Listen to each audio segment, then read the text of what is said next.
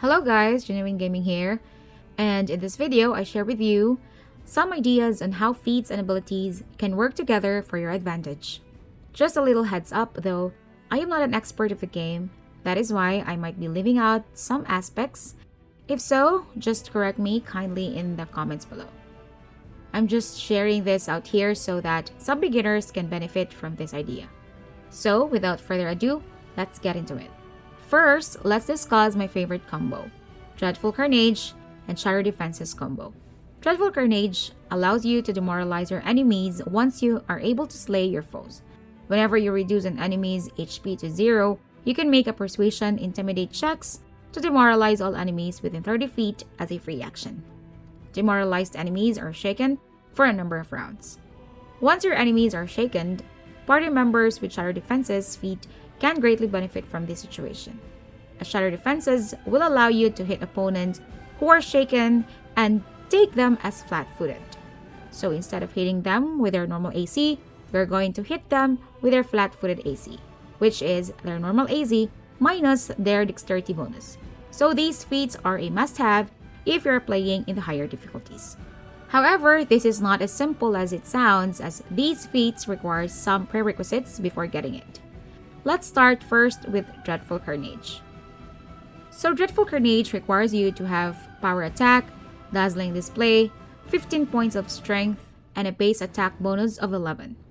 That would mean that you cannot get this feat until level 11 if you have high BAB, or until level 15 if your character is of medium BAB. Usually, I give this feat to Scylla as she has a high BAB and high strength score. And to make it work pretty well, give this feat to the character who has also a high charisma score with high points on his persuasion skill checks. And to add more points on your roll, you can add Intimidating Prowess. This will add your strength modifier to persuasion intimidate checks in addition to your charisma modifier. To demoralize an enemy, your roll should be equal or more than 10 plus the target's hit dice plus the target's wisdom modifier. Since that was quite a mouthful, to summarize how to make Dreadful Carnage efficient, first, it requires Power Attack, Dazzling Display, 15 Strength, and 11 BAB. And in order for the character to be efficient with his ability, the character should have high charisma score and high ranks on persuasion skills. To add more bonus in your persuasion, intimidate checks, if the character has high strength score, equip him with Intimidating Prowess feat.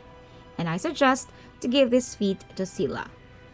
And to capitalize with enemies under shaken, frightened, or panic status effect, your party members should have Shatter Defenses feat. Shatter Defenses requires a weapon focus, Dazzling Display, and 6 BAB. The requirement is not that hefty compared to the Dreadful Carnage feat. This would allow you to consider these enemies as flat-footed. Party members with Sneak Attack can greatly benefit from this feat as they can apply their sneak attacks without flanking an enemy, just as long as they are under these effects: shaken, frightened, or panicked. Actually, there is another way of passing this status effect to the enemies. That is through spells with fear effects. One of the best spells for this is Frightful Aspect. It is a level 8 transmutation spell which can also shaken enemies. My second favorite is the Combat Reflexes and feats that provoke attacks of opportunity. If you want to know more about attacks of opportunity, I'm going to leave a link below as your guide, since I will just be talking here about those specific feats that provoke attacks of opportunity. Let's start with Combat Reflexes feat. Combat Reflexes will allow you to make a number of additional attacks of opportunity per round equal to your dexterity bonus. Without Combat Reflexes, you're only allowed to one and only one attack of opportunity. And without Combat Reflexes, you cannot make an attack of opportunity while flat-footed. But with this feat, you may also make attacks of opportunity while flat-footed. This is a reason that I would put 14 to 16 points on dexterity for any of my melee character build. And in order to make this powerful, you can add Mythic ability Ever Ready. Ever Ready allows you to add a bonus on attack and damage roll equal to your mythic rank every time you make an attack of opportunity. Ever Ready also increases the number of attacks of opportunity You can make each round by 2. What are the feats that provoke attack of opportunity? The most common that I use is Outflank. Aside from increasing your attack roll to +4 when you flank an enemy, it also provokes an attack of opportunity whenever you score a critical hit against the flanked creature. Usually, I give Outflank feat to all my melee combatants at level 7. And to increase your chance for a critical hit, improved critical would make this feat efficient. A similar teamwork feat is Seize the Moment, however it lacks the flank bonus on attack rolls. Another is Trip ability. I do not require Trip as a feat per se, but I would bring animal companions with a Trip ability to do this for me. Every time they get up after they are tripped would provoke an attack of opportunity.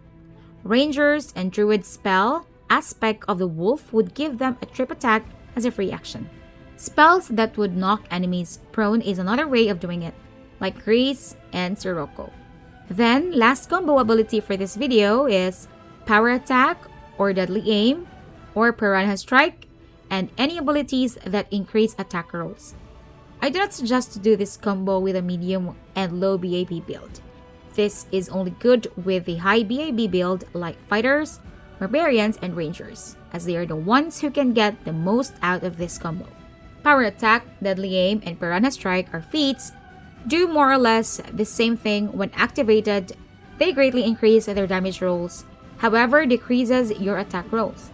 Their difference is Power Attack is strength-based, Deadly Aim is for ranged weapons, and Piranha Strike is dexterity-based. For every +2 bonus to damage rolls, you will get a -1 to attack rolls. This increases every time your attack bonus reaches +4 and every 4 points thereafter. The penalty increases by -1 and the bonus damage increases by +2. So it could reach up to -6 attack roll and a +12 damage roll.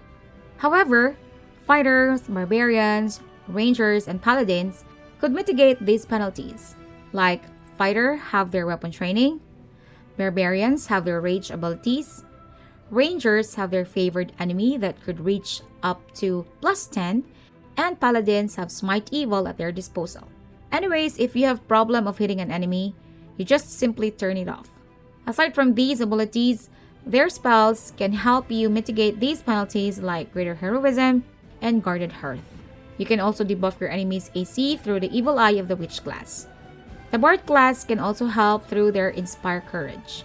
But if you compare the 3, Power Attack is the best among the 3, since Power Attack can open up a lot of more feats, as it is a requirement of some good feats like Dreadful Carnage that we mentioned above. So, those are my 3 combos of feats and abilities that I often use. I would like to know your feats and ability combos for an effective and efficient party. Please share them in the comment below. I would love to read them and try it out in my playthroughs. Hope you liked this video, and do not forget to subscribe for more Pathfinder Wrath of the Righteous videos. See you in the next video. Ciao!